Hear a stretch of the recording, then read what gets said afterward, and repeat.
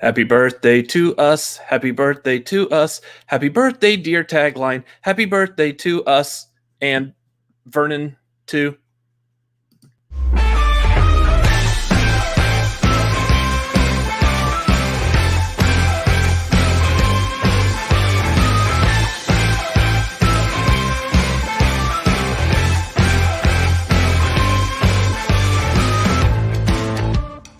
What's going on, everybody? It is Tuesday night, 9:30 p.m. Central Time, right here on the Cinefanatics. It is time for the tagline, the show where the tagline is the title. My name is Robert Adams. And he is muted. I am Chris Adams. There you go. It is our 1-year anniversary since we started the tagline. We're going to have some fun tonight. How are you doing tonight, Chris? I'm okay. Cool. I'm doing fantastic also. I am just Ducky. So. Ducky? Ducky. Ducky. Ducky. Isn't that the character from Land Before Time? Yes. I smell Ducky. You smell me? Yeah. Anyways, there's a reach way back. Thank y'all for being here. Glad to see all y'all in the chat. And let's see who's actually here. First and foremost, we have to give a huge shout out. It is the birthday of Mr. Vernon Greene. Thank you, sir. Happy birthday. Thank you. I don't know why I'm thanking you. Thank you for being born and being a part of us, trying to combine everything and just get the show moving. That's what I'm trying to do. So I also enjoyed the fact that it's Vernon's birthday and you brought up Garth's comment. Well, I mean, yes, Garth was saying happy birthday, Vernon. So, I mean, I can't bring up Vernon's comment saying happy birthday to myself. That's just a little weird. And he didn't do that. So happy birthday, Vernon. There you go. Anyways, so nice coincidence. We'll always remember the anniversary of tagline is also Vernon's birthday. Not quite. So tagline was essentially born on March 3rd of last year. The idea started January of 2020 when there was nothing else really to worry about at that time, unless you lived in Australia. So that's right. Wow, those fires in Australia really kind of fell out of everyone's general consciousness, didn't they? Except for maybe people in Australia, but so the idea started in January. It went live March 3rd, and here we are a year later. Now, I know some of y'all might be looking at the title of this saying, it says tagline number 49. Y'all do this every week. You're right. But we didn't do it every week. There were a couple of weeks that were skipped, whether there was no news, we weren't feeling well, Black Lives Still Matter. Like to make sure we point that out because that was definitely one that we felt like we needed to skip in remembrance of, in honor, not remembrance. Black Lives Matter didn't die; it still exists. You're on a roll. What I'm saying. You're doing great. I know. I'm doing great so far. So, yeah. So we've only done 49 episodes. We will be having a nice celebration again once we hit like the 100th episode, which will probably be sometime around this time next year. In 51 episodes. Yeah. So, yeah. Hey, let's dedicate our channel to regularly reviewing movies in a weekly show. Cut to the pandemic and no movies in the theaters. That's essentially what happened there. Yeah. Well, there's no movie news to cover when there's no movies coming out. The movie news is for the last year has been, hey, this movie is not coming out. It got pushed back or it got pushed to a streaming service. That was actually our very first news thing that we had to talk about. Was No Time to Die got pushed back. Guess what movie's still not out in theaters yet? Which is hilarious. God. In a very depressing way that we still haven't seen that movie. We've gone a full year of this here program, and we have yet to see No Time to Die. There's been plenty of time. There's been plenty of time. Wow. Okay. Probably could have been reworded. Just saying. No, I know what I'm saying.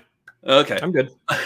I do know our second episode was one of the major stories we were talking about was the cancellation of South by Southwest, which those of y'all not familiar, we're in Austin, Texas. That is a big, huge event specifically for Austin, Texas's revenue between South by Southwest and the Austin City Limits, otherwise known as the ACL Fest. Both of those are huge for this city, and both of them got canceled. So, yeah, fast forward to this year, only one of them is canceled. The other one is planned to be happening. So, yeah, we'll see. So, anyways, that's where we're at. The nice thing I wanted to point out, and it kind of struck me just now as we were talking about it, over the course of this year, again, we were talking about when this first started, there really wasn't much movie news. I think even a couple of times just to fill airtime, we were doing like, let's cast the Batman villains, I believe was something we did or whatever, which I would like to go back and do stuff like that, fun stuff. As this continues on, it's just something right now we're starting to get into a place where there's a lot of movie news and it's starting to really roll in, especially if you're doing this show weekly. So that means we got to talk about all the movie news for the past week. So that's a lot of movie news. Maybe one of these days we could start doing this as a as like a daily type show. That would be nice. So speaking of which, to help us out to that goal, as always, there is streamlabs.com/cinefanatics up there above my brother's head. Also, a link should be down in the description. Right, brother? There's a link down in the description as well. If y'all have any questions, comments, any like, hey, happy birthday, happy 1 year, streamlabs.com/cinefanatics is the best place for it. Or if you're more comfortable with the super chats, feel free to drop them in super chats as well. So anything you put there would be very much appreciated. Real quick before we continue on, I guess like Jake is saying. I guess, yeah. We could probably pin a link. That would be fantastic. Before we keep on, I want to go through the chat. So I see Garth, Vernon, Errolowl, Rachel is here. And then of course we got Jake Iacovetta, Jakus, Garth, Vernon, Brett. So nice to see all of y'all. I know we have MovieFanobi was there earlier. I don't know if he's still here. Danny Koss from Call to Action was here, commented earlier. Thank y'all for being here for this stream. It means everything to us that y'all are here like week after week. Just honored that y'all come back and continue watching our silly and awkward show. So, I'm silly. He's awkward. You know, that's my strong suit. That's what I'm going to go with. So, yeah. Anyways, anything else you want to add to this before we continue on?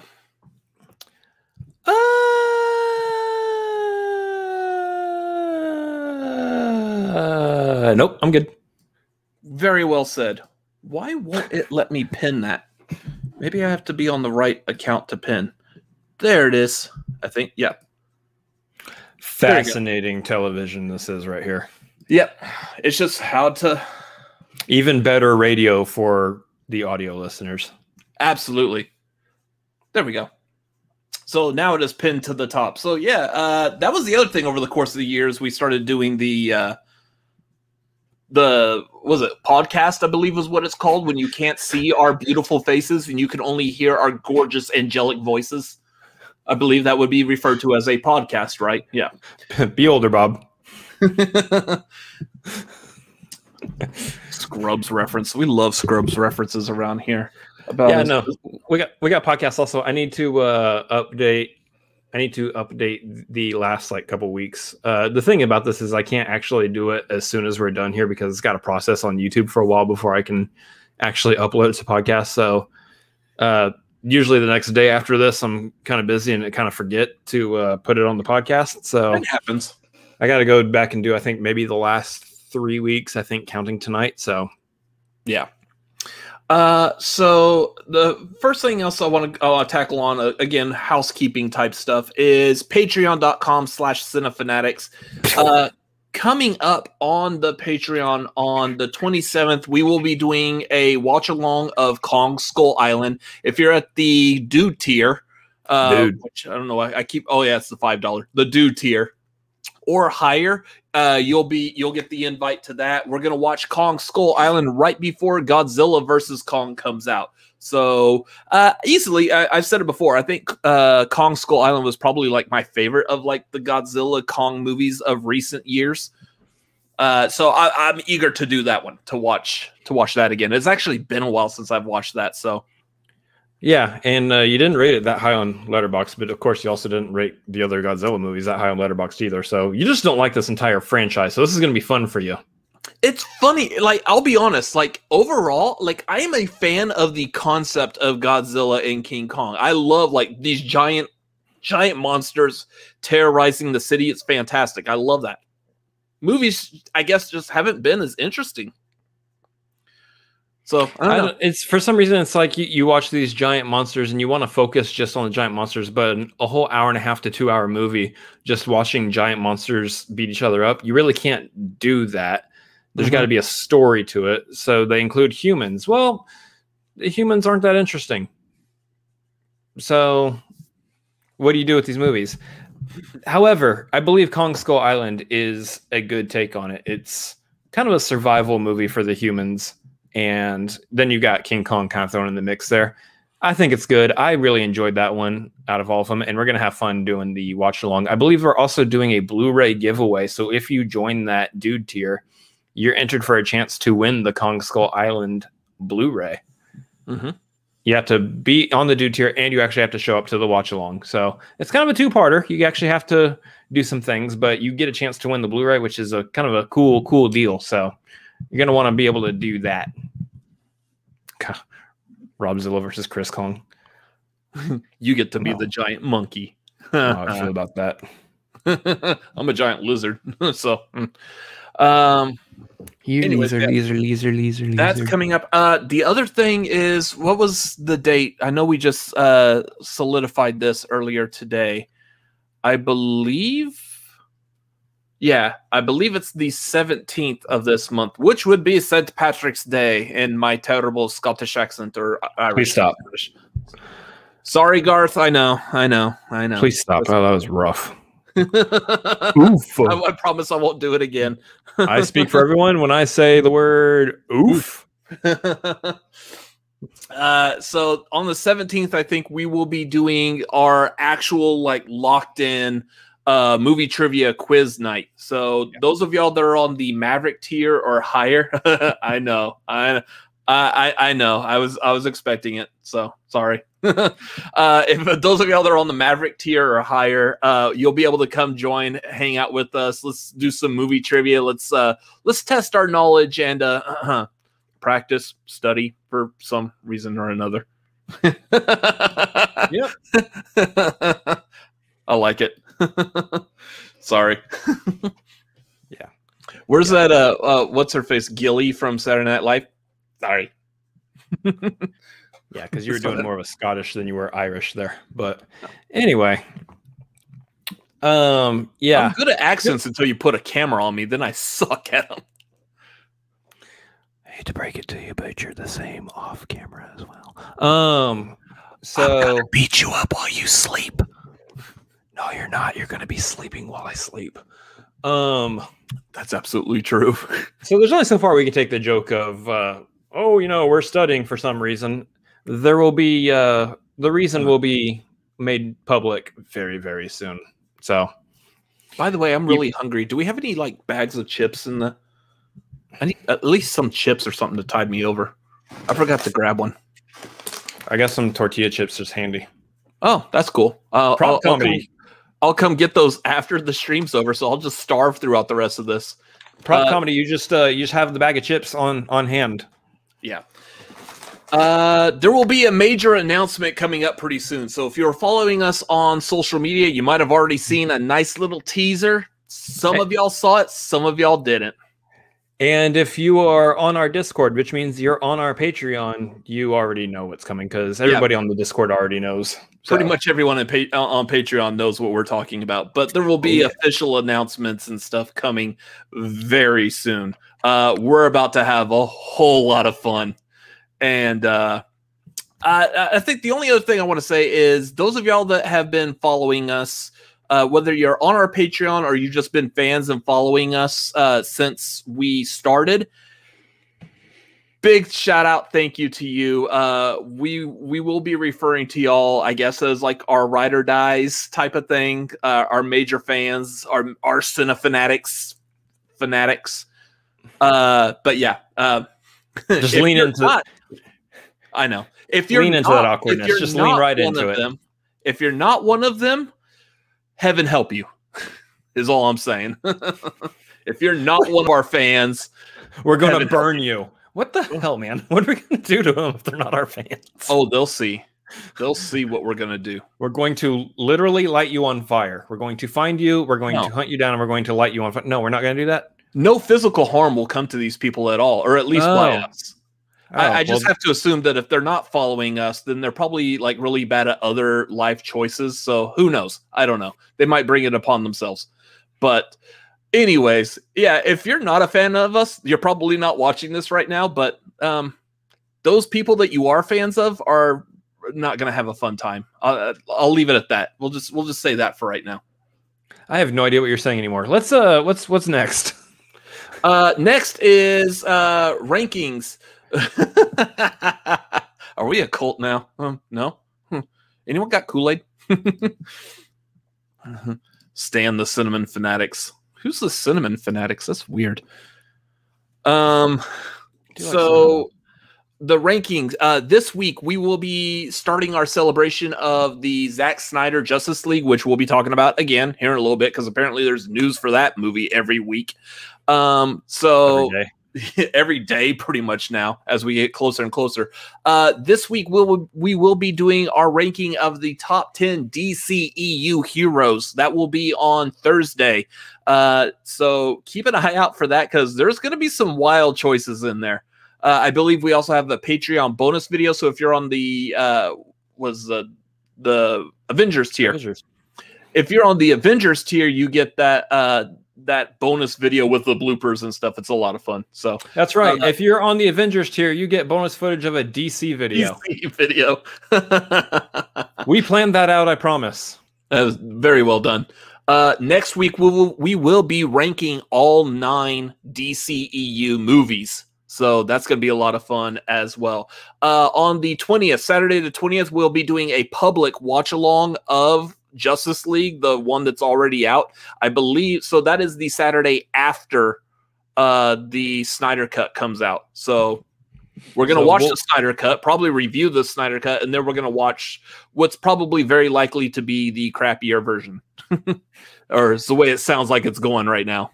Who knows? That's what we assume, and that's why we're doing the watch along of it, because we're all going to find out together, having back-to-back watched it along with Zack Snyder's complete vision. We'll see which one is better and which one is worse. It's Zack Snyder's complete what? Complete vision. There he is. Yeah. Anyways,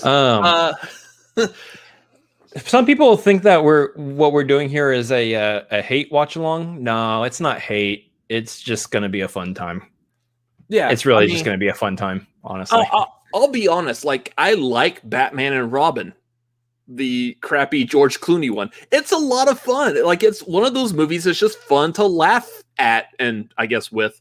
But I will still watch it from time to time just because I want something silly. In fact, we need to do a watch along of that at some point just so we can all have a good time. Because I don't know. Like, I feel like this is something that's separate from like the nerd rage over The Last Jedi, which I'm sorry I'm bringing that up. I know the toxic culture of talking about that movie from a fan point of view, but yeah, I know. I'm not doing that. I promise that's not what we're doing here. But it's kind of like that. If you have the fans, you can come back now. We know. We're not talking about that movie. He's shaking his head. Okay. So it's just going to be like that where we'll just have some fun with it. There was definitely stuff that we liked about the first Justice League movie. Some places it was going the right direction. Some of them kind of weird. So we could just highlight that in comparison to the Snyder Cut that's coming out. So we could see exactly what was what and what could have been, what should have been, how it was going. So anyways. That's going down on the 20th. Yep. So real quick, this Friday, of course, there's no more WandaVision, so we are not doing a live stream. There is Disney Plus does have like the Marvel Assembled show, which is going to do a behind the scenes of WandaVision. We're not going to do any stream for that. We're just taking the Friday off because there's other stuff we have to work on and whatnot. But feel free to enjoy that. We'll probably put up our thoughts on like social media about it because I'm eager to watch that as well. But the following Friday, which will be the 19th, that will be the first episode of Falcon and Winter Soldier. So make sure you come back that Friday night and join us for our episode 1 breakdown of Falcon and the Winter Soldier. Apparently no one likes my my title that I've given it, so I don't know. I might bring it back later. Possibly. Maybe not. Hey, look, there's a joke right there that's being beaten into the ground. Yep. Anyways, so yeah, Falcon and Winter Soldier. That's it. Other than 2 specific movies that we're going to talk about a little bit later on as we review them, what other movies have, Chris, have you caught up on? Let's talk about the movies we watched. Y'all in the chat, what movies have y'all seen over this past week? Let's talk about them. Hi, Lola. What movies have you watched? Yes, I believe she watched The great thing about having Letterboxd going now for me is I can actually just pull that up to see what movies I watched recently instead of having to write them down or try to remember them amongst everything else I'm trying to keep in my brain nowadays. Yeah, it's just great things. Let's see. Oh, yeah. Okay, I watched that after Tagline last week. Okay, so there's actually 2 movies outside of the 2 that we're going to be talking about later on in the reviews tonight that I watched. They are, I caught up with the old Miracle, old Gavin O'Connor sports movie. I say old, but it's from 2004, so it's not that old, but that's pretty old. It's super old. It's old in movie terms, I guess, but I guess there's also ancient if you're talking about movies that were like in the 40s. But anyway, great little true story sports flick. You need one of those every now and then to kind of lift you up, give you that underdog story, somebody to root for to kind of cheer you up and whatnot. So yeah, really good. I know a lot of people have probably seen a lot of the older movies by now, so I'm not gonna do like a whole like review and stuff for it. But yeah, really enjoyed Miracle. Thought it was great. The other one I caught up with, I think you will probably mention this one as well, is Judas and the Black Messiah. That movie was intense. If you guys haven't seen that, first of all, there's a reason why Daniel Kaluuya is up for like award contention. I think he's probably going to be up for Oscars and did win for the Golden Globes. Reason for that, he is fantastic in this movie and absolutely deserves every award thrown his way. That movie is intense though, so if you're not in the right frame of mind for it, I wouldn't recommend necessarily just throwing it on just for a good time. That's not a good time movie. That is a really intense movie. There was definitely at one point in the movie where I was like, yeah, and I didn't stay that way until the credits, or I did stay that way until the credits. My hands did not leave my mouth until the end of the credits. Yeah, it was intense. So highly recommend Judas and the Black Messiah if you haven't seen it yet. Yeah. So I did watch that as well. Absolutely love that movie. We're trying to catch up on movies, like especially since the Golden Globes. We talked about the Golden Globe Awards last week on Tagline. We're trying to catch up based off of those winnings. Typically Golden Globes is a good like indicator as to what's going to be at the Oscars or what's going to win.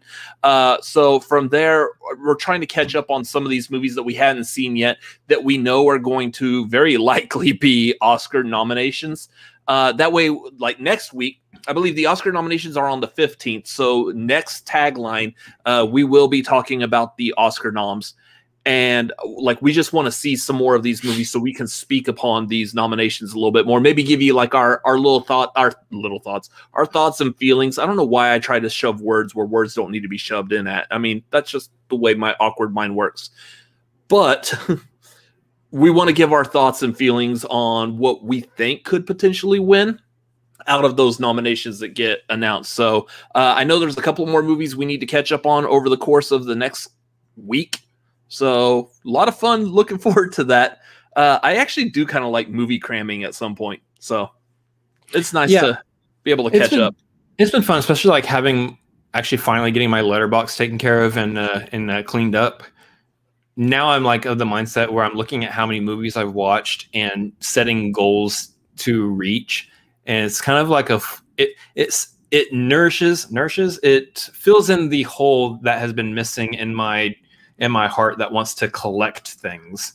Like I don't have enough money right now to actually have a collective hobby where I'm like buying stuff and collecting something.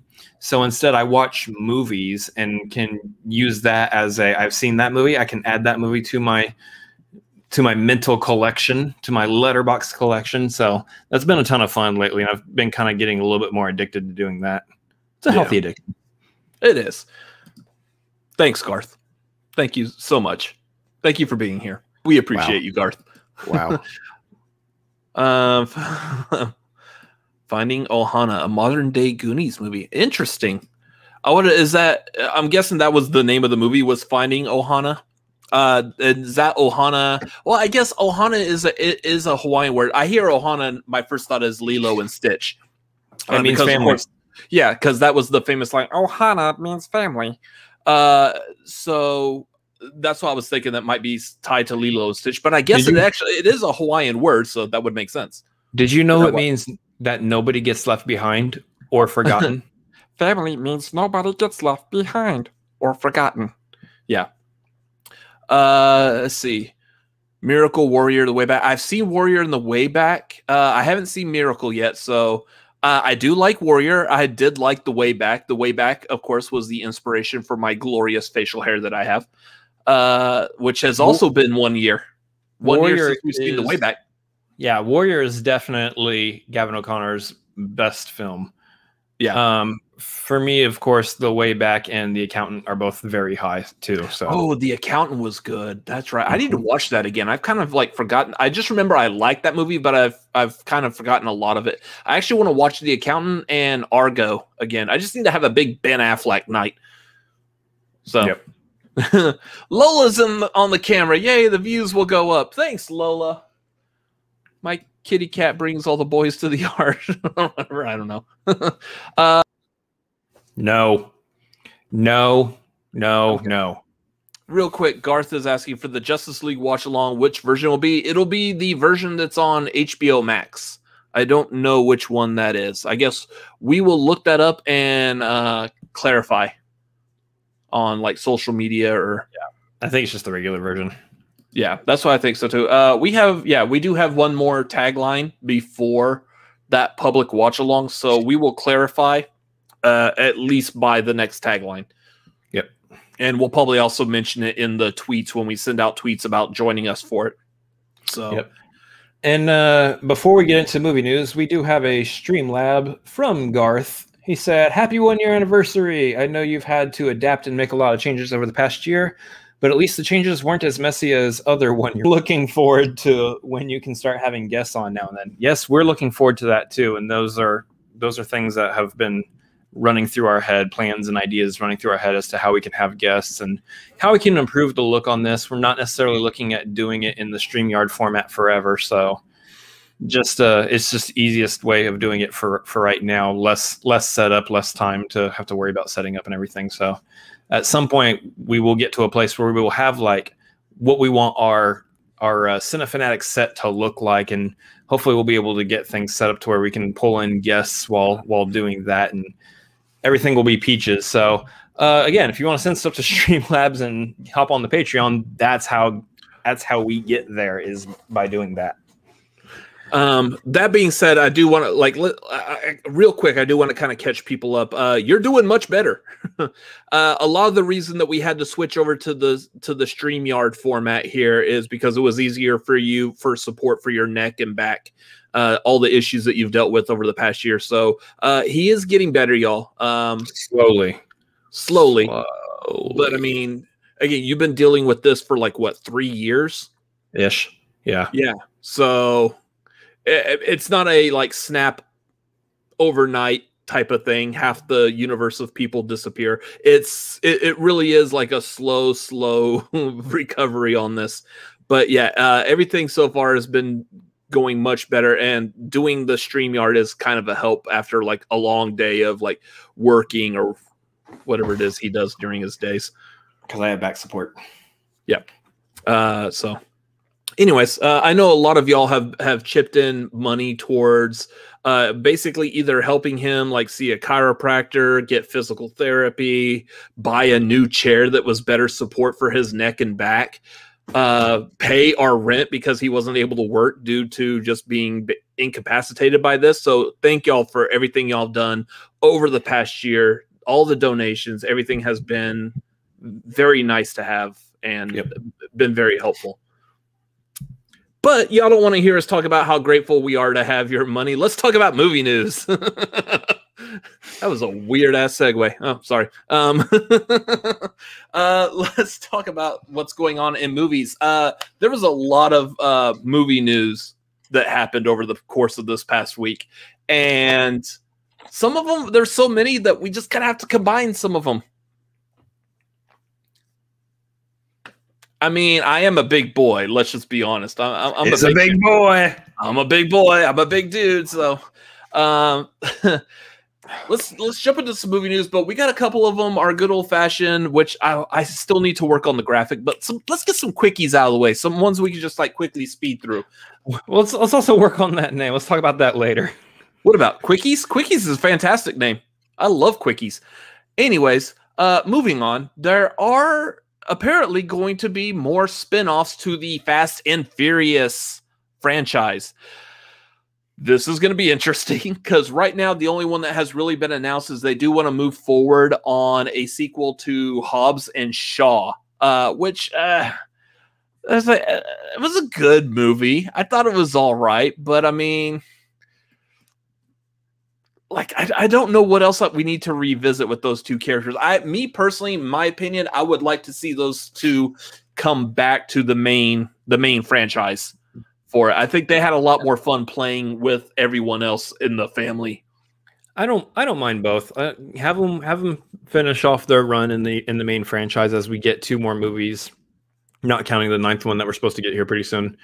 In the main franchise, and then go ahead and give them another sequel. I don't care.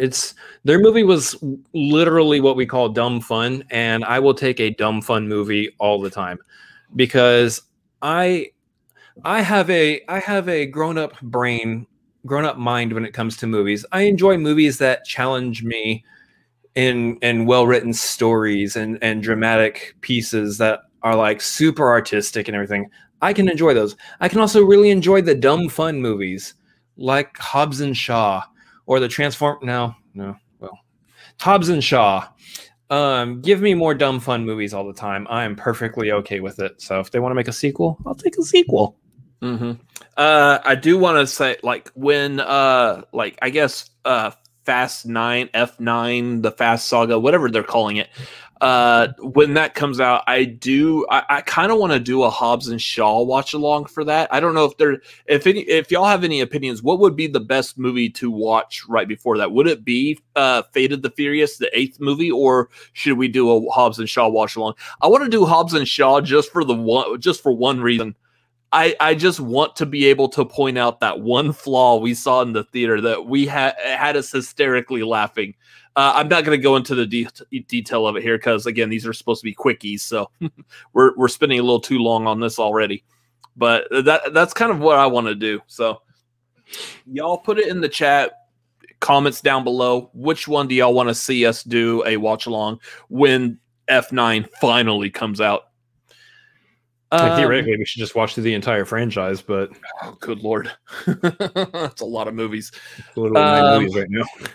Moving on to the next one. This next one really warms my nerdy little heart in that they said that the original theme song to the first original Mortal Kombat movie will still be intact or in place, maybe a slight remix for this new Mortal Kombat movie coming out, which I like. We kind of actually got like a teaser of it in the trailer. Like it kind of played at the end of the trailer.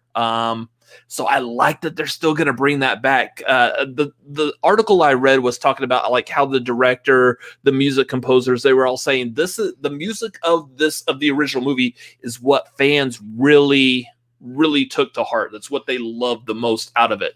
So I believe that was Techno Syndrome by the Immortals. Fantastic song. I've heard like so many people that like go to the gym or work out constantly, that I'm not one of them. But if I was like them, I would also put this on my like pump up playlist. Like you hear this song and it's just weird, even though they do the corniest things like they say the names of the Mortal Kombat characters during it. Raiden, Scorpion, Johnny Cage, Liu Kang, Sub-Zero. Like, even hearing that, as corny as that is, it's still a good like pump up and get the blood flowing type of song. Like you want to go take kickboxing or something, or learn how to shoot a spear out the palm of your hand or something. You know, it'd be hilarious is if the stream gets shut down right now just from us doing it in that, saying the characters' names in that voice. It happened to the Real Rejects, so I mean, who knows? Although I'm wondering if at some point they look at it and go, yeah, these guys they don't have enough viewers yet for it to matter so far. Yeah. So we'll just leave them alone. Yeah. On a Boston version of Scorpion. Get over here. Do you have smart park? Get over here. How'd you park your car here? You got smart park on that thing. Garth, how bad is it that every time like we try to do a Boston accent, the first thing we got to do is imitate that smart park commercial or whatever? You got smart park? So you got smart park? It's gotta be so bad. That's like someone trying to replicate a Texas accent and they gotta recite the paste pecani sauce. New York City, get a rope. New York City. Wait, what was that? New York City. Yeah, that's not even a Texas accent. That's not even Texas. That's like seedy underworld. We're gonna have them sleep with the fishes. Yeah, I mean, if the Italian mob was located in El Paso, sure. Moving on. So I'm just really excited that Mortal Kombat theme is still going to be a part of the movie. That makes me believe that this movie's going to be in good hands, because without giving away like really what the movie's about or whatever, they're still showing us that this movie's being made by people who care. So this movie already right off the bat, possibly a very strong contender for one of the best video game movies ever made. I mean, here's the thing. We've said this before, said it again. I don't like gore movies. I'm not a big gore fan, so I probably won't be watching this Mortal Kombat movie. And that right there should tell you that it's probably in the right hands. Yeah. If it's not a movie I'm gonna watch, then it's definitely a movie that's representing the franchise well. So that's I think we can all have hopes that the Mortal Kombat movie will be treated properly. Yeah. Don't fix the typo and call it Mortal Kombat with the C. It needs the K. So the other big one real quick that I want to get to is it was actually announced today, and I don't remember seeing any previous news on this, but apparently Evil Dead Lives, which is Evil Dead 4, is going to start filming in New Zealand this year. Of course, we got Bruce Campbell here, Ash Williams. He is not, as of right now, he's not going to be starring in the movie, but he is going to be a producer of it. So, and I forgot. He'll appear. He'll be in it somewhere. Oh yeah, well, I mean, he was at the end of the 2013 like reboot sequel thing, that whatever that was, which I kind of wish they would have done a sequel to that. I know they were talking about at one point that they wanted to do a sequel to it, but they did also want to bring Ash. They wanted to bring Bruce Campbell back for that. So I don't know if potentially they're going to do something like that with this. They are talking about that this movie is going to have like a lead woman as the main one, which that was Mia from the 2013 Evil Dead. So I don't know if this might be a sequel to it, just not being directed by Fede Alvarez. It is being directed by Lee Cronin. who was supposedly, according to the articles, was handpicked by Sam Raimi. Well, so was Fede Alvarez, and Fede Alvarez did a fantastic job on the 2013 Evil Dead. So I feel like this is in good hands. The Evil Dead franchise, easily one of the most revered horror movie franchises, where all three movies everyone just loves, myself included. So I bet you not so much. the character's name in this movie will be Ashley. Ashley. You would thought that that's what they would have done with Mia in the 2013, but no. They called her Mia. Everyone in the 2013, all their character names spelled the word demon, the initials. So kind of I guess they wanted to stick with that. There's no A in demon. Unless they wanted to call it Damon type of thing. Anyway. Interesting. Fascinating. Anyways, bit of information there. Garth had to bring it up. Take a drink. Although I will say, I will interject real quick. That was fun playing in the movie trivia schmodown. I hope to do that again at some point. Who knows? Anyways, I agree with Brett here. Love the Evil Dead movie and series. I started watching Ash vs. Evil Dead, but I haven't been able to keep up with it. I do want to go back and check it out, though. Anyways, that's it for the quickies. Let's jump into some ones that we might need to expand upon, have a good little discussion about. And speaking of jump, one of the main things that you do in the sport of basketball is jump. While we're on the subject of basketball, thank you, me, for bringing that up, by the way, there's a little bit of some controversial changes to Space Jam 2, A New Legacy. One of the right off the bat was the changes to Lola Bunny, and that they went back and they changed her from, like, I guess being like over the top sexualized like in the original movie, which I mean I could kind of see. It looks like they toned down like some of the curves to the body. They got rid of like the was it the eye makeup over on her eyelids. I don't do makeup, so I don't know what I'm talking about here, but I can kind of see this. I feel like there was probably a really good reason why it was a little awkward. Now, as a kid watching Space Jam, I didn't think anything of it, and it is pretty well known, well seen throughout movies, especially animated movies. You have like a goofy male character, and then they just go over the top to make the female character like more, I guess, sexualized. Whatever the proper word is for that. Some of it is a little weird. Some of it's awkward. I like as an adult now, I loved Space Jam as a kid. As an adult now, going back and watching it, it is a little strange. It's kind of weird about that.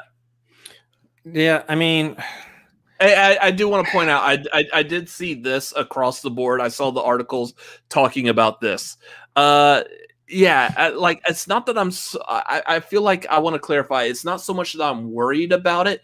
It's just I understand like the arguments on both sides of it, and I can see why the changes were made. I want to take like a more like full-bodied view. That was wrong word phrasing.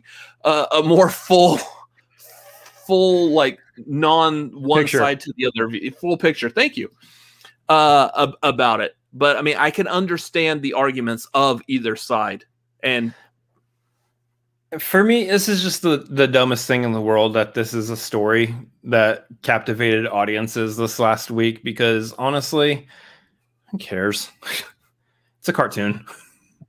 Yeah. I think a lot of it was more like on a political side, like your conservatives versus liberals. And that's why this is an issue right now, because you had certain groups out there that were sharing images online, and one of the images they were sharing online was from some fan art, some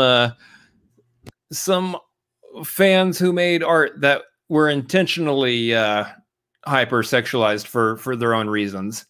So porn fan art is what we're saying.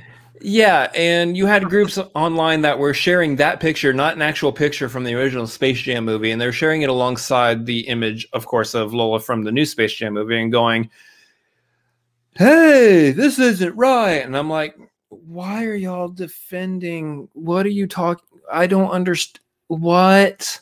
The whole situation is just weird to me. For their own reasons. Hey. I mean, furries are a thing. Let's just be honest here. We are aware of this concept. Yeah. Was it Rule 34 type of thing? Like, I don't care. I don't care. It's weird that this is a news story, honestly. I don't care. The thing I actually care more about in terms of the Space Jam is that they're not going. It doesn't look like they're going with the traditional 2D animated Looney Tunes. They're going with like the 3D art style instead. Like, well, okay, yeah. So this still looks like pretty 2D. That one, that looks about 2D. The same, actually. So that image is 2D, but I did see like images of bugs from like screen captures from the movie, and he has more of a 3D style to him. And that for me is more fascinating in terms of what they're doing as far as character design changes and everything. I think that's bringing it more up to date to like current animation stylings and stuff. And I think that's kind of interesting. But now here's the thing. They did that before. There was that Looney Tunes movie that I guess I hadn't seen. And from what I've heard, everyone wants to forget even exists. Was it like Back in Time or something? Back in Action. Back in Action. That one took like a 3D animated approach to them as well. Maybe, I guess, not as good as what you saw that you're talking about.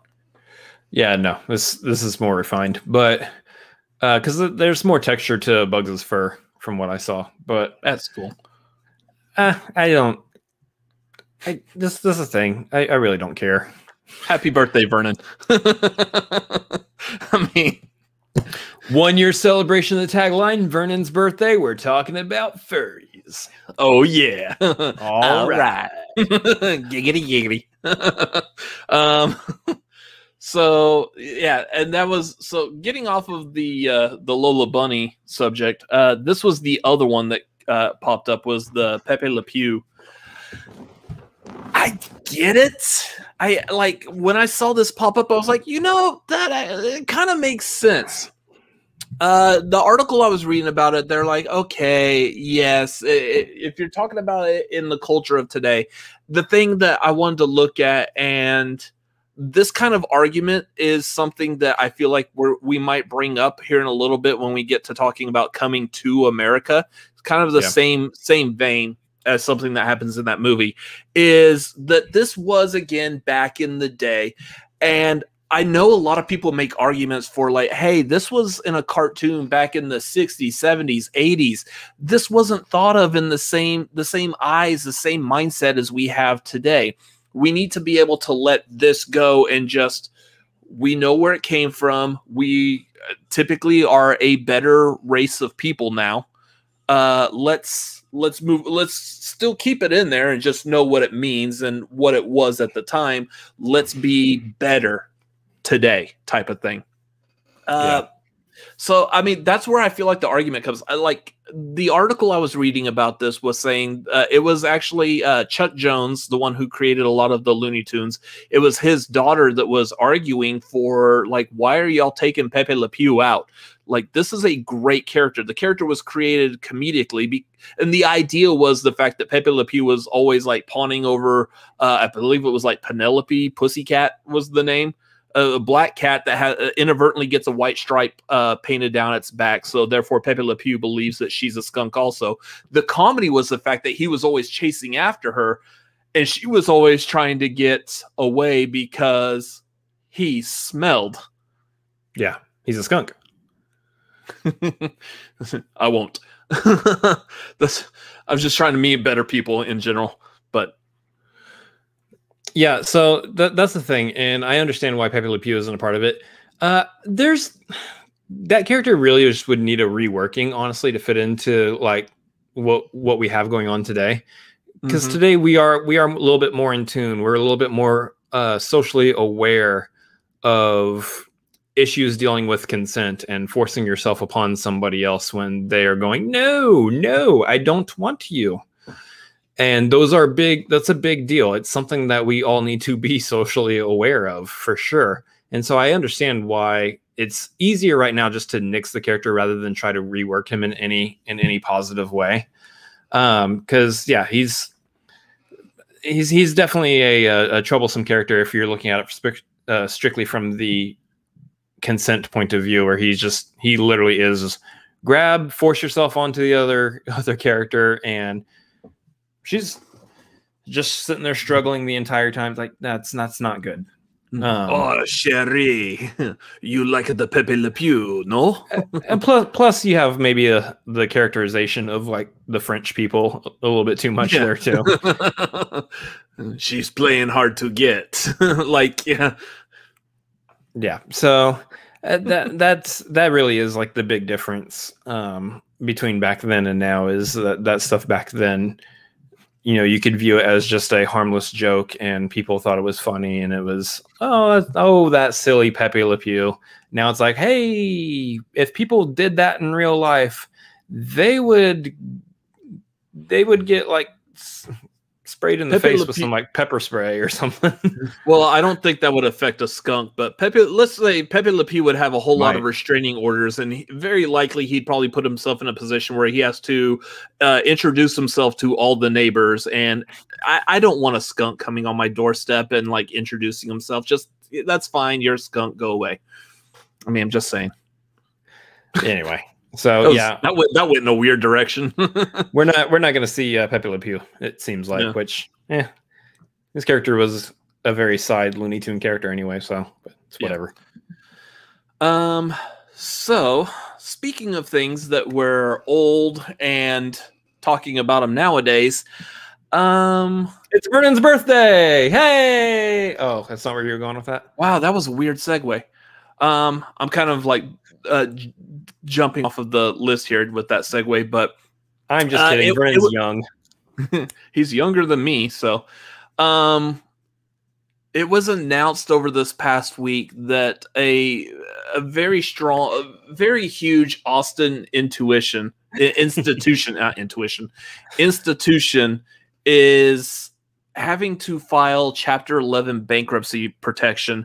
That was the Alamo Drafthouse. If you're not familiar, it started here in Austin. Tim League started this as a movie theater where you could also like eat.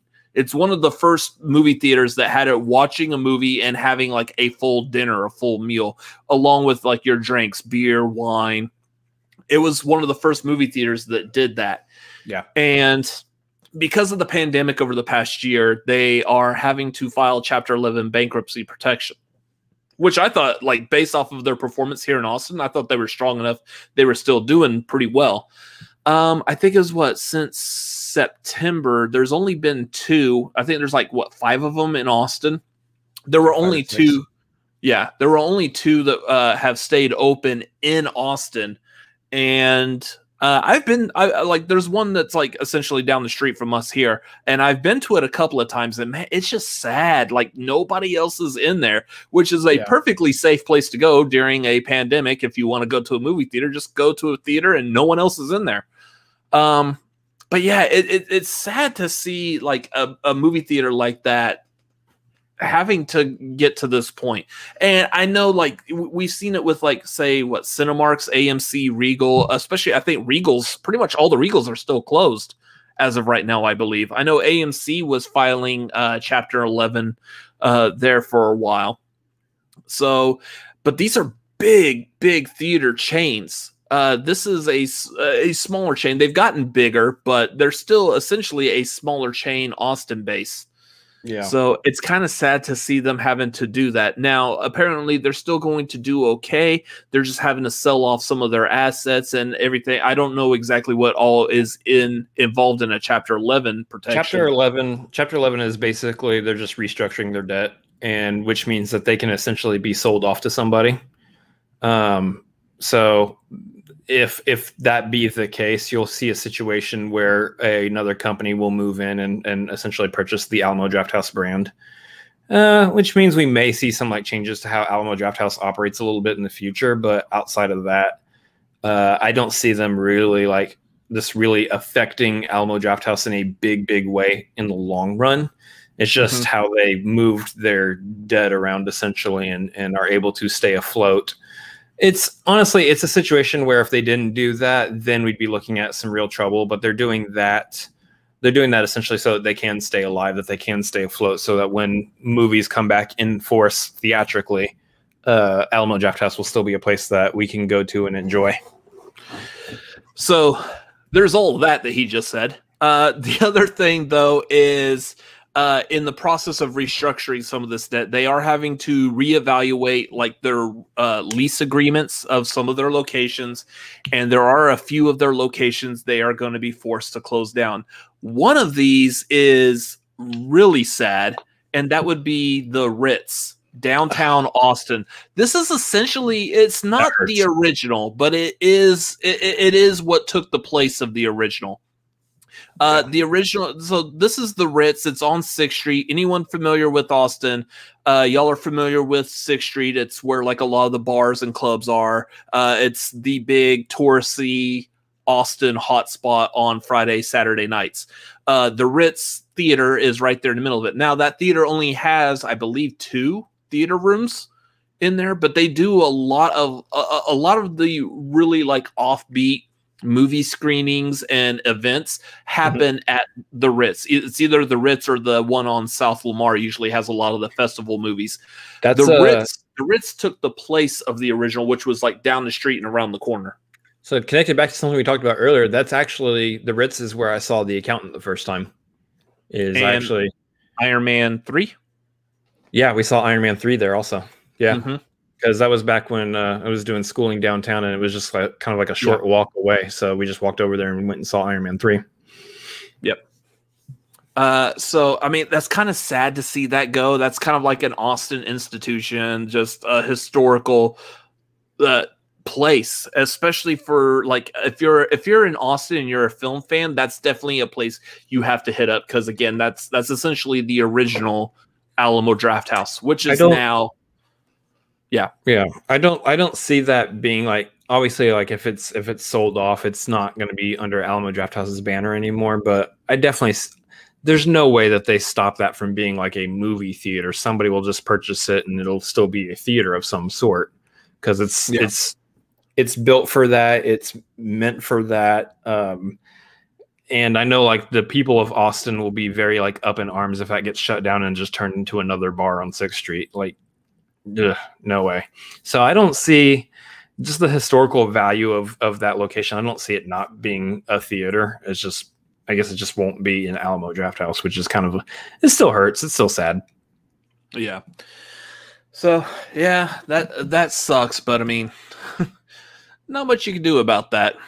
But just for us Austinites, yeah. So kind of going back to this next thing I want to talk about is we're going to go back to talking about the Zack Snyder's Justice League. We did see this week they announced that this 4-hour long Justice League is going to be broken up into 6 parts. And we were given the titles for all 6 parts. So we've got, was it part 1, Don't Count on It, Batman, part 2, The Age of Heroes, part 3, Beloved Mother, Beloved Son. That's got to be a reference to Martha. I'm just saying. Why'd you say that name? Martha. Sorry, something in my throat. Why did you say that name? Because that's her name. Oh, okay. Part 4, Change Machine. Part 5, All the King's Horses, which was a fantastic Oscar-winning film. And then part 6, Something Darker. These are very ominous sounding titles. And what I'm trying to figure out is, for the most part, a lot of the basic groundwork for the Joss Whedon done Justice League is still going to be a part of this one. Like, essentially, from what my understanding, you still have Steppenwolf is trying to grab all the mother boxes. There's just a lot more ties to the planet Apocalypse with Darkseid. So a lot of that's going to be involved. So I'm trying to like kind of guess like what the titles may be hinting at. Yeah. So. For me, I'm kind of done with Snyder Cut news, honestly. Like, I get it. You know, we're looking at a kind of a new form of marketing. We're talking about a movie that is being released strictly because there's big online desire for it, with a trending hashtag that's been trending for years and whatnot now. But the hype is there. The movie's going to be seen by everyone anyway at this point, and or at least everyone who's got an HBO Max subscription or is planning on getting one. Some people have already seen it. Yeah, there's a few people out there that technically have already seen it, at least the first hour. Yeah, but I'm kind of just tired of news about it now, because like with each, for me now, again, this is me personally. I know there are other people who have the same kind of opinion because I've seen it across the internet. For me personally, each new piece of information they release about the Snyder Cut just gets me less and less excited for it. It's like, cool, great, I get it. Let's just watch it. Because this isn't the situation where we're looking at this is Justice League 2. This is just Justice League reimagined, essentially, or at least as it should have been prior to Snyder's departure from the project. Like, stop right there. Just stop right there. You had me at release the Snyder Cut. Honestly, that's all they needed to do. Yeah. Hey, what Snyder did a year ago when they were talking about HBO Max is coming, and here is the Snyder Cut. We're actually going to release it. It's going to be on HBO Max. Honestly, if they stopped there and said it's going to be March next year, and then they maybe gave like a trailer or whatever for it, you know, that we've already gotten, you know, back in, say, like release a trailer for it back in January or whatever to remind people it's coming. Mm-hmm. Cool. Good. Maybe just do another trailer like right before it releases towards the end of February. Cool. Got it. That's all I need. I don't need this like daily reminder it's coming. So this information of like, hey, it's broken up to 6 parts. I'll be like, cool. I would have seen that if I watched it. Each bit of information, it's like, I just don't necessarily care about all this information coming. Well, unfortunately, we live in a society where it rules that they have to be promoting this movie at all times just to make sure we know. Hi, Vision, what are you doing here? Was it something He's looking at you because we live in a society. We live in a society where if you use that phrase, Vision's going to pop up and give you the evil eye, essentially. The Vision's just not amused, to put it bluntly.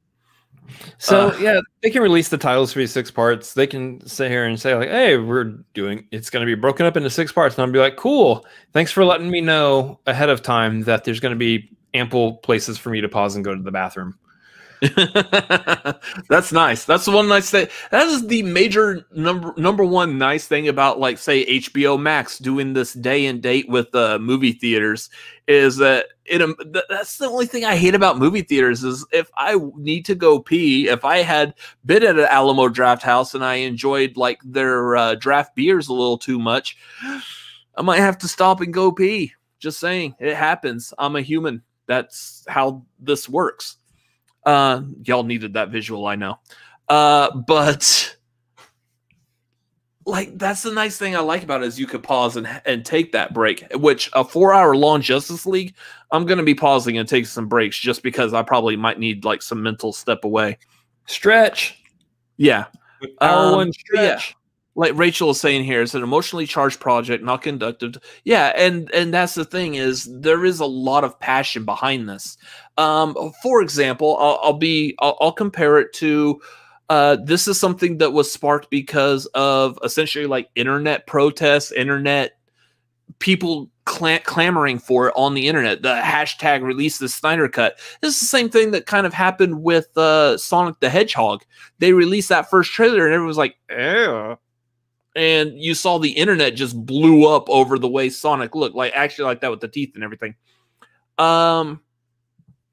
That you had people that were passionate enough over this one particular thing that brought on the conversations, and that's what caused the change to happen. So, I mean, that's essentially what happened here. And I can see why people are emotional over this, because the Justice League that we got, okay. It's given people the hope that there may have been potentially something better out there. And that's what people want to see. And so your curiosity is piqued and you want to know what's happening. And I can see why, again, the studio's just wanting to keep pumping this out.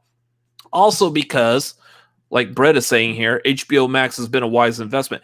It was a wise investment from the time it was announced, because they pretty much announced HBO Max with the Snyder Cut. And you had people that jumped on just because they wanted to like support the Snyder Cut and eventually get to see it. But at the same time, HBO Max, regardless of what our ranking video over the streaming said, HBO Max has probably been my personal favorite out of all the streaming services over the course of the past year. I know like you and I were talking about between HBO and Disney. Yeah, our ranking was that Disney and HBO Max are basically 1 and 2, whichever way you want to look at it, essentially.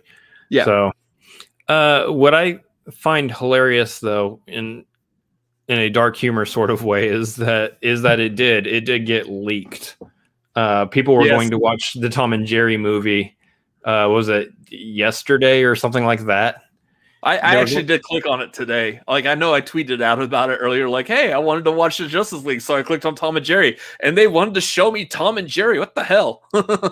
Like, I clicked on it just for funsies today, and it was still Tom and Jerry. I'm like, I've already watched this. Fixed it. They fixed it real quick. I think it was only available for like 2 hours technically. So if you started watching it, you could only see it for like 2 hours. You got the first half of the Snyder Cut, but that's if you like were able to click on it right at the beginning. And that's unfortunate.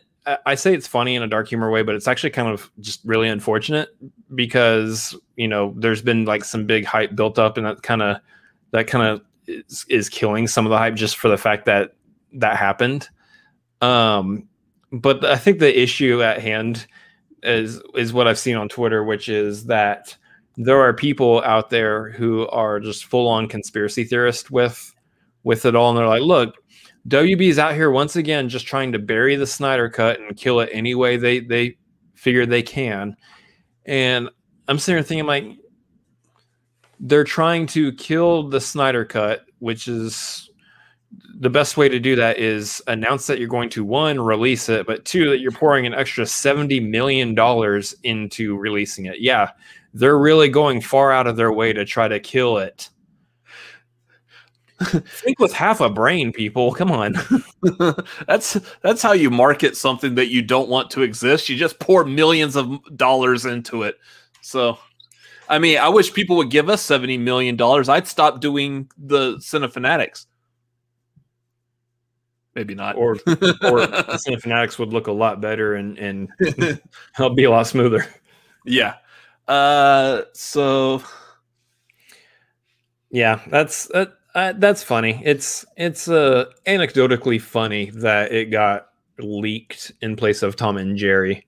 Yeah. But outside of that, still eager to watch it. It comes out this month, so yep. Anyways, for our final major piece of movie news, and this is a big one because I know this one's got people theorizing just about as much as WandaVision did, and this is that Disney has seemingly announced, or I think there was another like news website, I believe it was Illuminati, reported that Disney is releasing a movie that is right now called The Mutants. This sounds real. Yeah, well, I mean, I like the idea behind this because I was thinking about this, especially today, because I knew I had to talk about it on a live stream show tonight, that this is basically the way they want to introduce the X-Men to the MCU. And I kind of like the idea, like, I don't know 100% if the Mutants is a placeholder for, like, they're going to change the title later, or if this seems like a fat rumor right now. It possibly it does, but I'm trying to think, like, from a marketing movie MCU standpoint.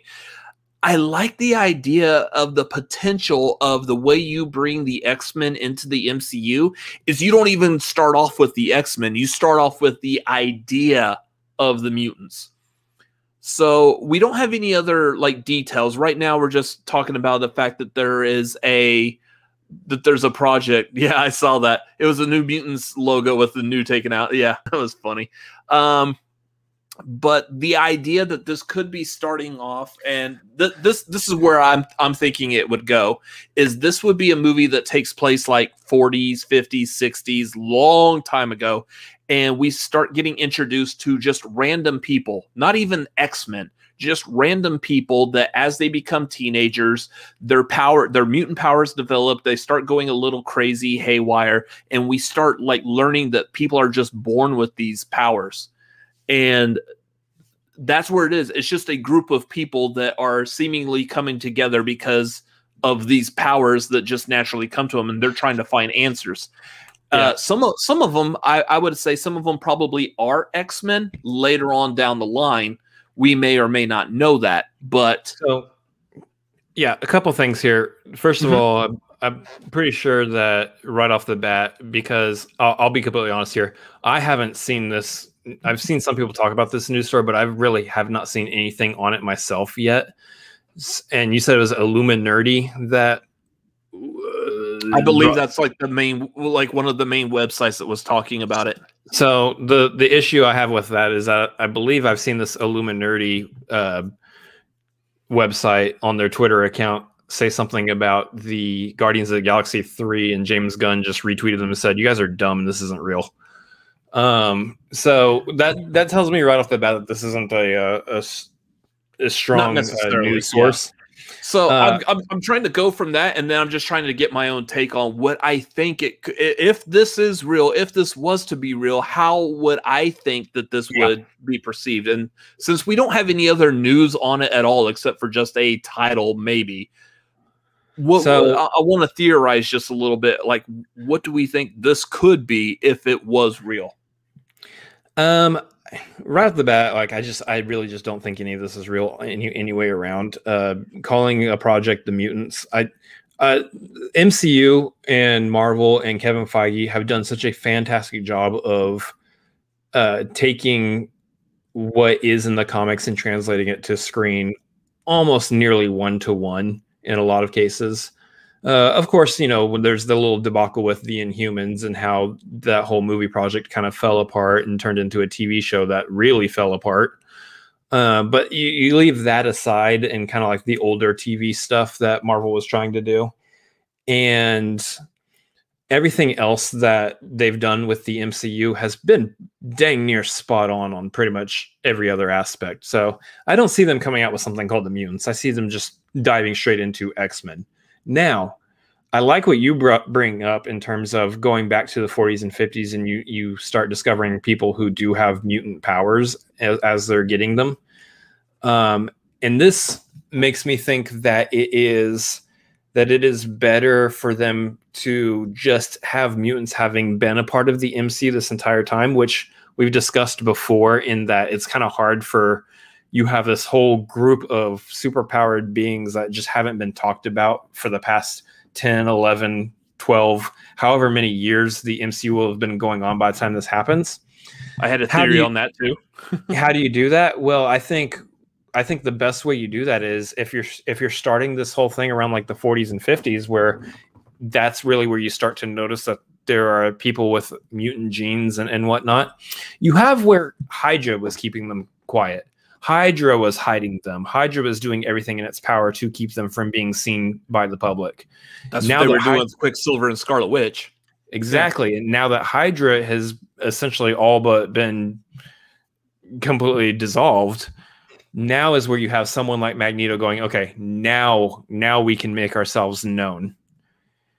You know, you have someone like Charles Xavier who has existed and who has been abiding by we've been keeping ourselves quiet for the good of humanity. But then you have Magneto who's like, nope, we're gonna make ourselves known.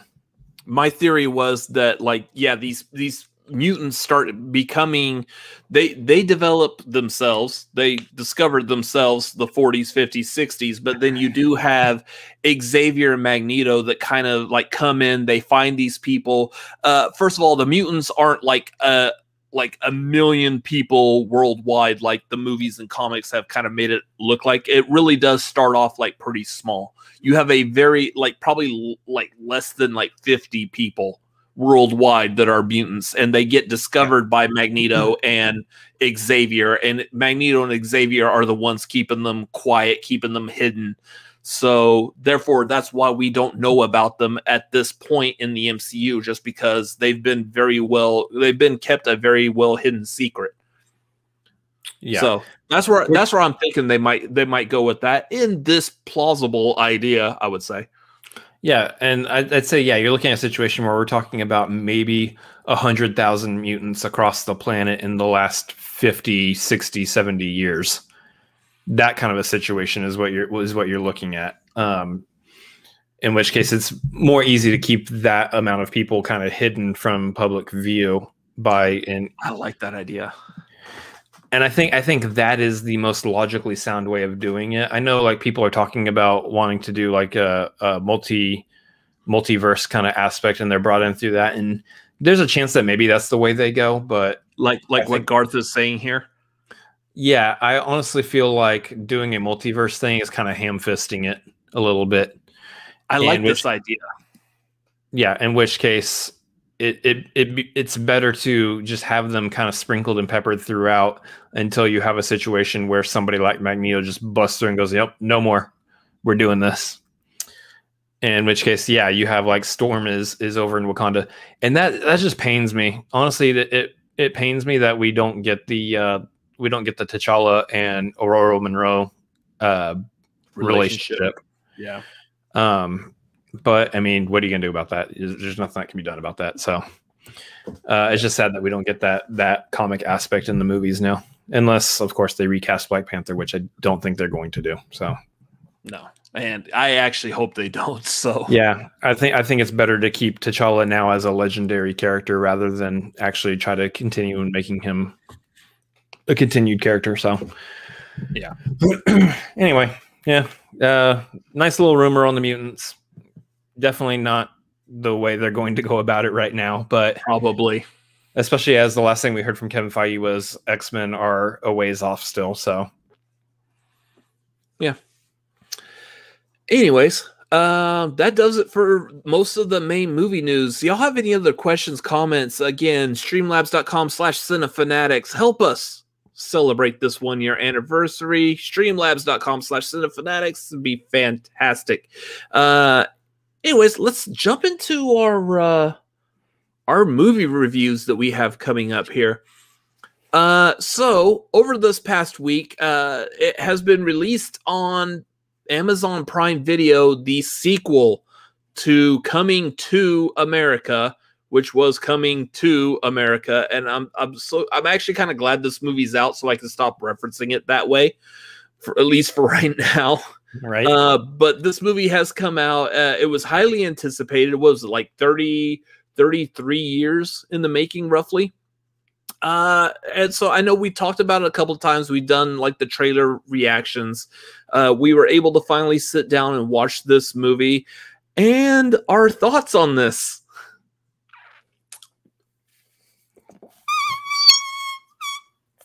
Yeah. It was like let's go ahead and like get some positives in there, because I don't want to feel like we're just gonna sit there and dog on this movie, because I've seen that a lot. I know a lot of y'all watching, y'all have seen that a lot already. The internet is just full of negative reviews for this movie, and the thing with that is the reason I think there's so many negative reviews. The original movie is so good. Like we did the ranking of Eddie Murphy. Guess where Coming to America was on that ranking? Go watch the ranking to find out. Exactly. But I mean, it ranked pretty high on that ranking video. And there's a reason for that. It is a really good movie. Everything they did in that movie was phenomenal. Like the jokes, the the way it played like socially was great. It's a classic 80s comedy. Mm-hmm. And I'll even say it's one of the greatest comedies of the 80s as well. Yeah. And the problem with that is you take a movie, which I know that's a lot of people's opinions, and 33 years later, you create a sequel to it. I don't know if you're going to hit that same kind of level. It's going to be very hard because everyone's going to scrutinize it. Yeah. Everyone's going to look at it from a different point of view now that it has been 33 years. It's very rare that you can accomplish such a feat. I mean, you look at Dumb and Dumber 2, any of the Dumb and Dumber sequel follow-ups or whatever. You look at Zoolander 2 was Anchorman 2 wasn't as good as Anchorman 1. I mean, you look at all these comedy sequels and whatnot. Comedy sequels in general are hard to pull off, but especially ones that are years and years later, like this one is. Mm-hmm. So, like I said, I want to talk about the positives for it. It was nice seeing some of these characters coming back. You could honestly see in the actors in this movie how much they enjoyed being back with one another, filming another movie. And some of them, like there were a lot of people in this movie. I can't believe they managed to pull them back for this. I will say, like, as we're going through this, I'm not really going to spoil anything. We'll talk about something here in a minute that isn't really spoilerish, but it might be just a small piece, but otherwise you should be safe, spoiler free for this review. There were people brought back from the original in this movie that it was nice to see them again. Mm-hmm. Some of it you could kind of tell they were brought back just for a nice like fan service throwback. But even some of those, you're like, oh, okay, that's kind of cool. Some of them were a little more like, okay, really? You didn't have to do it that way, but. And now we're talking less like just actual other actors in the movie and more about the retreading some of the characters that Eddie Murphy and Arsenio Hall were also playing. Yeah. Some of them like replaying the barbershop, the Mighty Sharp guys. They're great. Them. Yeah, I think they were one of the best parts of this movie. Not that it really makes any sense for any of those characters to still be alive 30-something years later, but you just gotta leave suspension of disbelief aside. Because they really don't look like, even with the makeup and stuff, they really don't look like they aged that much over the course of like the 33 years or so. They already look like they were pretty old in the original. So it was like, oh, okay, so 33 years later, we're going to make a movie and, oh, we still want these guys to be a part of it. Just give them a few more wrinkles, but nothing too over the top. That being said, I will say some of it, though, I'll give props to the director for this in that the flashback scenes, they did some scenes where it was flashing back to the original, but then they added new scenes, and they had, specifically with Arsenio Hall, they had to make him look younger. They had to make him nowadays look like himself back in '88. And like some of what they did there was actually really good, especially in the fact that there were some scenes where they had bits and pieces or clips from the original movie right there next to new footage. Yeah. And you would have thought it would have clashed, but they made it look so flawless. And like I that was fantastic that they had those shots, those scenes in the movie. I think they did very well with that. Yeah. There's a lot of aspects of this movie that were good. I said this. There's definitely, and this kind of obviously gives away the majority of my thoughts about this movie, but there's a good about 20%, 15 to 20% of this movie that I actually really, really enjoyed. And a lot of that does have to do with some of those nostalgia beats, some of those old characters coming back or referencing some of the things that they did from the first one. Some of that stuff I did like. There's a certain elephant or whatever. You know, there's that kind of those kinds of beats or whatever that I really, really enjoyed. But for the other 80% of the movie, it just treaded too much on what came before. Kind of redid too much of what came before, and that in a way undid a lot of the character development that we had gotten from the first movie, or some of the information that we knew about certain characters from the first movie. Kind of overrode that and just brought them back to square one, which that was just a very unfortunate way to take the movie, because it really made the movie feel like it was unnecessary and not needed. It was a funny scene, but them remembering a customer they saw only once over 30 years ago, that is pretty funny. But my only argument to that is the fact that I guess Prince Akeem just made such an impression on them.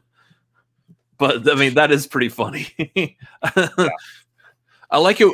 That something like that is what I like about this, when a real life, the way we would normally be, kind of clashes with the way the movie was written. You're like, okay. Yeah. This is 33 years later. Even if he made a great impression, they probably wouldn't remember him. They're like, hey, we remember that when there was another African prince that came into our store that one time ago, 30 years ago. Wouldn't remember it was you, though. So, some of the, like, I guess my detractors of this movie was the storyline overall. The storyline I felt like was a little weak in that it's basically a way to bring back it's basically a way to bring back fan service. Like the storyline was, it seemed like talking about how Akeem has to go find a son. That wasn't a part of the original, and it just kind of felt out of place, where all of a sudden, oh yeah, he's got a son now. And that's something that we took away from watching the first one. Even again recently, just like, at what point do you fit him having a son into the storyline of what happened in the first movie? Because it didn't really make a whole lot of sense. It didn't really make a whole lot of sense for him to have diverted path at any point to, especially with what his character stood for in the first movie, for him to have diverted path to acquire essentially a son from the storylines of the first movie. Which means that they had to find a way to explain how it was that he had a son based on the events of the first movie.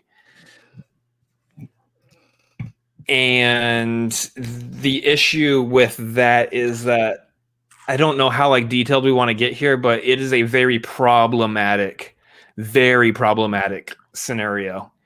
Let's just say consent is very necessary, and talking about consent, I mean, we talked about it, earlier in this stream with the whole not bringing Pepe Le Pew into the new Looney Tunes, into the new Space Jam. We're talking about consent, and that is a big deal nowadays. And this movie just felt very tone deaf on that front. When it comes to that. And I think that's a discussion that we might see springboard off the back of this movie in the coming days, but it's not necessarily a thing that we necessarily all feel comfortable laughing at anymore. It's just not, because it's just not a good story point. It's not right. So the reason I brought it up, and the connection I was originally making with Pepe Le Pew is that, by the way, I plan on probably clipping this out. So anyone who's watching this and hears us like talking about Pepe Le Pew in the middle of a Coming to America review, you're going to have to watch the entire tagline to see that reference. Yeah. But the reference that I was thinking with that is that it's a flashback scene that happens within this movie. Again, flashing back to the 1988 version. It was something that we didn't see in 1988, obviously. But it's a flashback not only in the movie, but I feel like it's a flashback in the ideals. In what happens, the way Akeem gets a son, what we're basically trying to not we're hinting about is something that like back in 1988 you wouldn't have thought of. Like if we actually saw what happens in this movie in the original 1988, all of us probably would have thought it was hilarious and funny, and we would have paid no never mind to it. But nowadays you watch it and you're like, oh, but I get that you're trying to do a flashback to that movie and to that decade, that time period, but it doesn't translate well.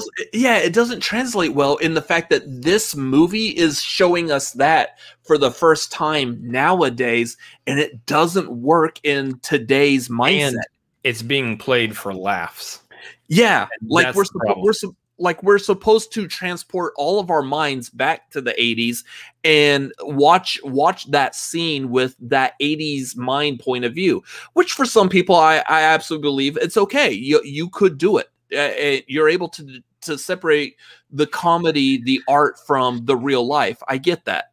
But the problem is that nowadays we have a situation where with access to the internet, we have access to people's stories. We have access to the trauma that people feel in these situations that they have experienced in their lives. And we are now aware that this isn't something that's funny anymore. It might have been funny back then when we had less information, but we have more information now. And so situations where people are forced into situations without their consent is not funny.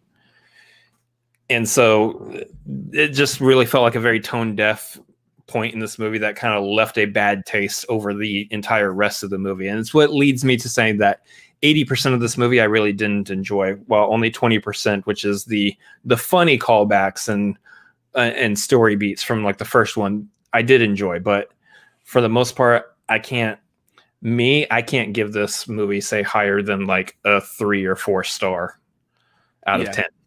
And I believe kind of the same. Out of 10, I was giving this a 3-star. I'm going to come back and I'm going to say again positively. The thing I really did like about this movie is it brought everyone back together, and I loved that. We got to see a lot of again, not spoiling, but I mean, we got to see was it Lisa? Mm-hmm. Where have you seen that actress like since Coming to America? She's been around, but just not in anything that's been like forefront in the general public mind. Yeah, it was nice being able to catch up not only with the characters but with the actors. And I know from like hearing about like how filming went and everything behind the scenes, they all loved making this movie. Yeah. And that's why, like, again, I don't rate this movie high, but you gotta appreciate the love of the people who make the movie. There was still love put into this movie, and then again, in some scenes, you can see it. Kind of like when your grandmother makes a really good Christmas dinner, you can taste the love in her food. You can see the love in this movie, and that I appreciated by it. But as far as the story was, I wish it was a little stronger. I think that was my only takeaways on this. Yep. So we're both not really rating this one too high. Probably both around like a 3-star area.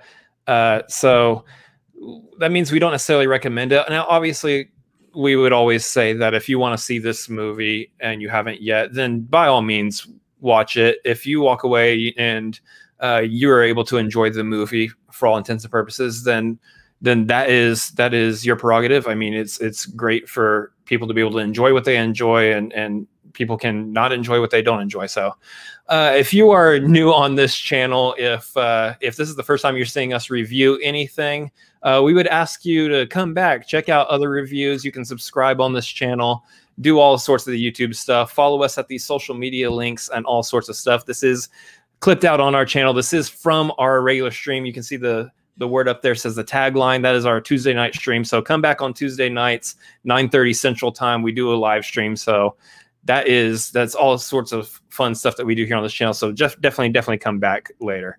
And as we do other reviews and whatnot. Like the next one we're about to move into. Look at us trying to work on doing like clip outs and stuff.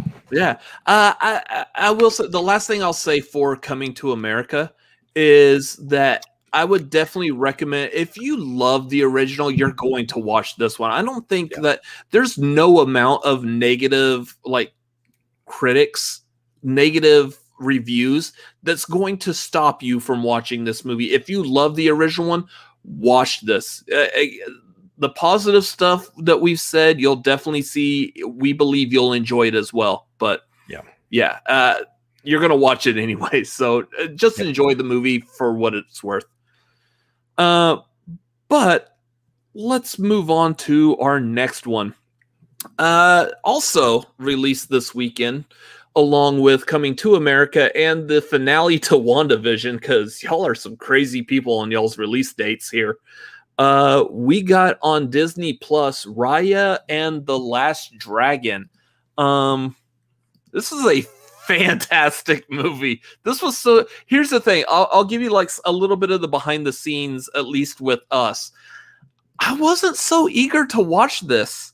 Like lately, as I've gotten older and become more of a curmudgeon, I have not been like really wanting to dive into the Disney animated movies.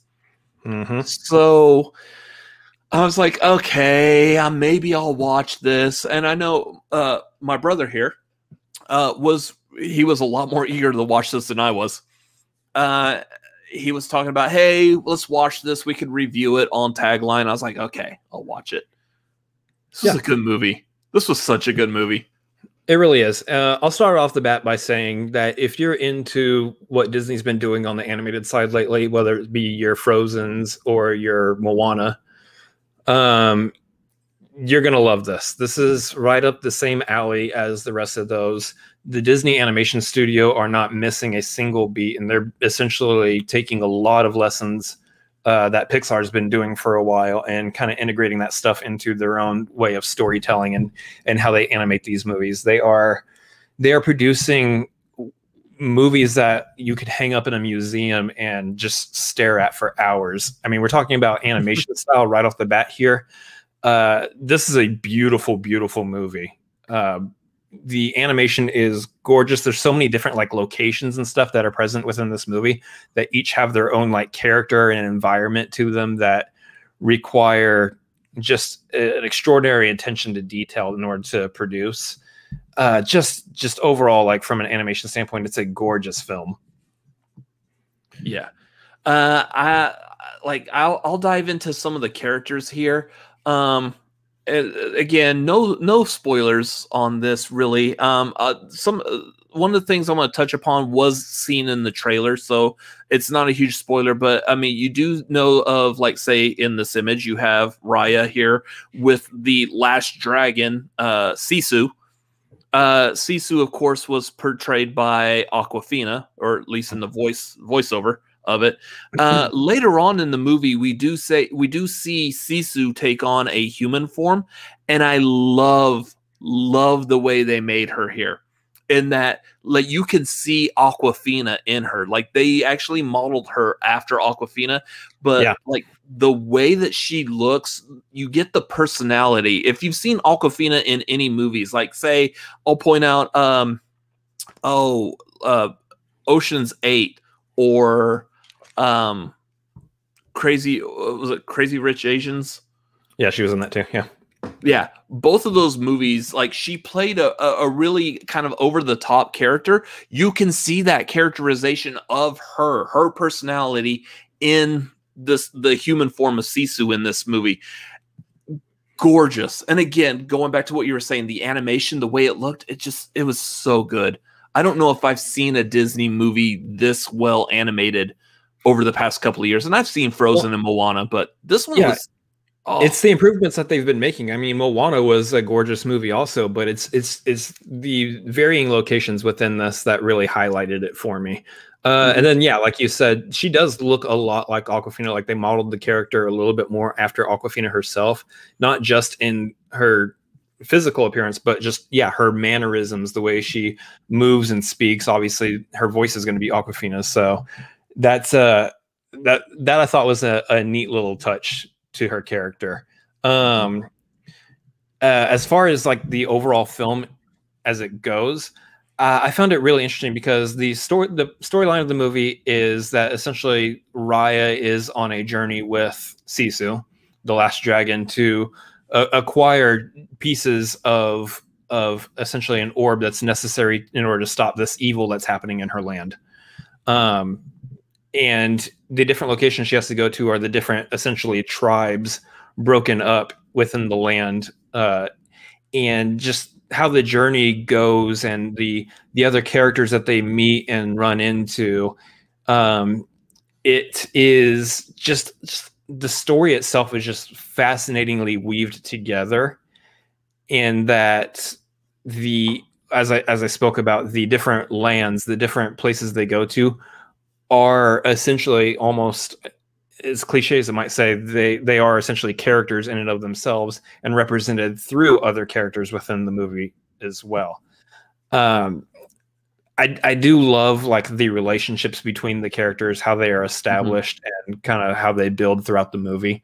And then just by the time you get to the end of the film, you realize the moral of the story, essentially what they were trying to show you and teach you throughout the whole thing, is just as beautiful a note to get from the movie as the aesthetics of the movie itself, which just leads into just the overall gorgeousness of the entire film as a whole. And it's one that I'm definitely looking forward to revisiting multiple times in the future. I already like watching Moana over and over again, so this is going to be one of those that's going to be right up there. I will take note, though, before we move on to any other points about it, that unlike Moana and Frozen and some of these other like classic Disney movies, this one did not have any musical elements to it. It is very much just a straightforward adventure tale. There wasn't any elements of like singing songs and doing those like musical interludes that you get so familiar with in other Disney movies. And I think that might be just the one thing that this movie is kind of missing, is that magical Disney element of having songs. It's not necessary for the story, but it's something that I think could have added to it had it been present. I want to hear Sisu rap. I mean, I'm just saying, I know we were all wanting that. You got Awkwafina doing the voice. I would have loved to have seen a Sisu rap. That would be, yeah. So speaking of Awkwafina, I do want to highlight some of the other voices in this. First of all, this is one of the things I like about Disney on this is they did get pretty much almost an entire Asian cast for this movie. I know there was some controversy in the fact that this movie's supposed to be representative of like was it like Southeast Asian, I believe. And yeah, Southeast Asian, and a lot of the actors that they got were of like just strictly like Eastern Asian or Japanese descent, which I don't know. Like I don't know where do you stand on talking about a controversy like that, in that I was just happy they got like a whole Asian cast. I thought that was wonderful to begin with. It's more of how do you speak to the way the people of those cultures feel about how it was casted. And that's, you know, to whatever degree, you know, obviously people want their cultures represented correctly. And so if that is an issue, then of course that is going to be something that they're going to speak about, and, you know, everyone else respects. But I do think, looking at it in like the wider frame of mind, this was at least a right step forward. Yeah, sorry, I'm basically saying like we didn't get exactly what everyone wants, but it's a step towards it. Like we have been essentially broken as far as these films go. We just need the like baby steps. Essentially, we'll get there. Yeah. So I do like the casting specifically in this. I love Kelly Marie Tran in this. Yes, she was fantastic.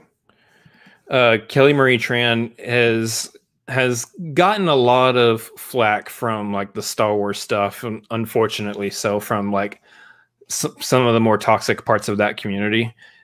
I love seeing her get that starring role here.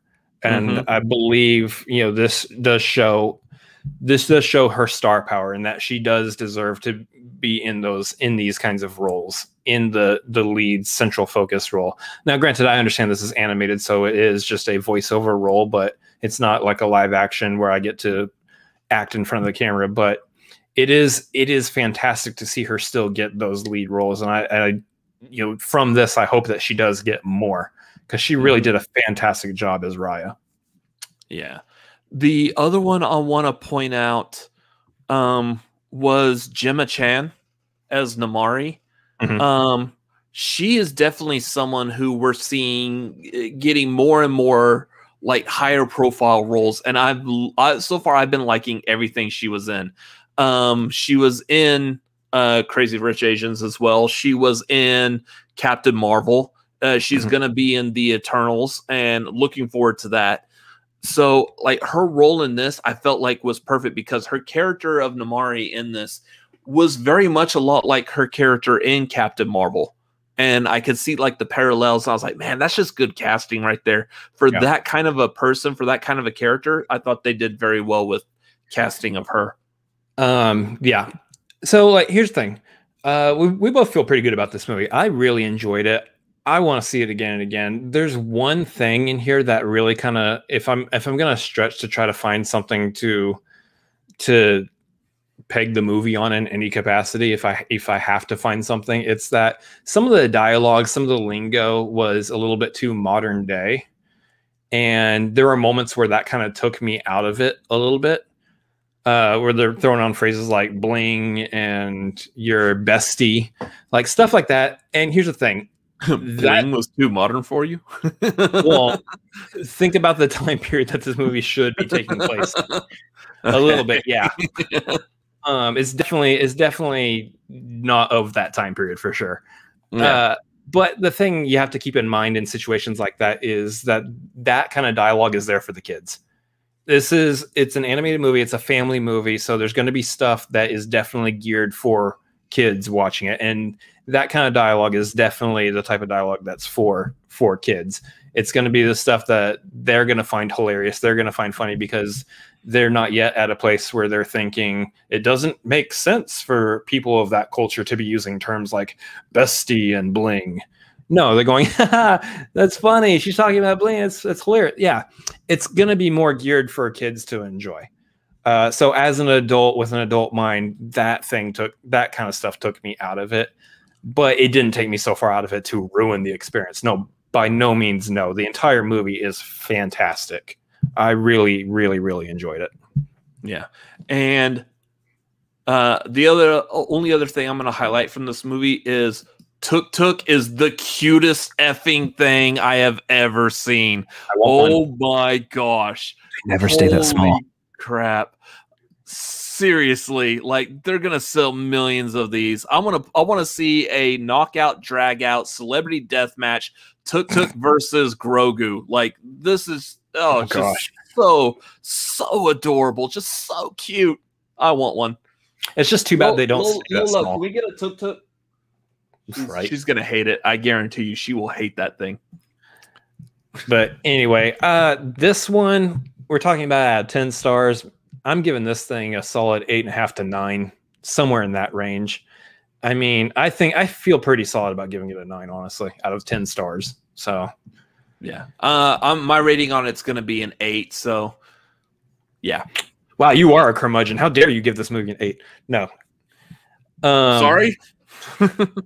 So, guys, that's going to be our review for Raya and the Last Dragon here on the Cinefanatics channel. This review we actually did as a clip out. It's part of our larger show, The Tagline, which we do Tuesday nights at 9:30 Central Time. So come back Tuesday nights, check out our live stream, hang out with us in the chat, as we've brought up a couple chat comments in the chat here during this review. You can also check us out, the various social media links down below right there. And that's it's going to be just a ton of fun. Come on back to the channel and hang out with us again. Yeah. Anyways, so that pretty much does it for like all movie, everything news for the tagline tonight. Again. Oh, thank you, Garth. One of us at a time. Okay. We're not. I want to bring up. I want to bring up his compliment. No, I want to bring it up. No, I want to bring it up. Yeah. I mean, this is a big fat lie, but thank you, Garth. He called me big and fat on camera. No. Thanks. No. Okay. He was sure. Anyways, thank you for the compliment. Yeah. Anyways, that is it for the tagline tonight. It's been 1 year doing this show. I can't wait to see what's going to happen over the course of this next year. Hopefully, movie theaters are open back up. So, regardless of what our crazy state of Texas is telling all of us, please, everyone, still stay safe. Try to social distance yourself. Wear a mask if it still makes sense. We're not done with this thing yet, so let's just give it a little bit longer. We definitely see a light at the end of the tunnel, is what it looks like. So. I know, like I'll point out Garth, for example, saw on social media today that Garth got his first vaccine shot. So congratulations, Garth. Hope you're doing okay. Sounds like from what I've read, sounds like you're doing fine so far with no side effects. So yeah, just everyone stay safe. No, I'm a big fat liar. Yeah, whatever. But yeah, everyone stay safe. Let's see this return back to normal, or whatever normal looks like now, over the course of this next year. I'm eager to be here with all of y'all and maybe my brother, this time next year, as we're still talking about movie news. Wait, why did you put a maybe in there? Oh, you'll see. Anyways, I'm not saying. Anyways, as we close off this show, y'all got any other more questions, comments, anything? The Streamlabs is still open. Super Chat is still open. Get those in there. Let's do some plugs real quick. Chris, take it away. Yeah, that's right, guys. Like we were saying earlier and talking about throughout the show, we have the Patreon. You can jump on that, patreon.com/cinefanatics. Got a bunch of tiers up there with different features and whatnot. Starting at the earliest tier, at that $1 Neo tier, you can jump on board and be inside of our Discord. That is where we're building a big movie-loving community over there. We've got a few of y'all here in the chat are present in that Discord and keeping that thing alive and kicking. So we want to have you who are watching be a part of that. Jump in there, as we're doing more and more on this channel and everything else that we're doing in the world of Cinefanatics and what I call the method living universe, amongst all the stuff that we're building and doing. You can catch all that in the Discord. We're going to be doing watch alongs this month.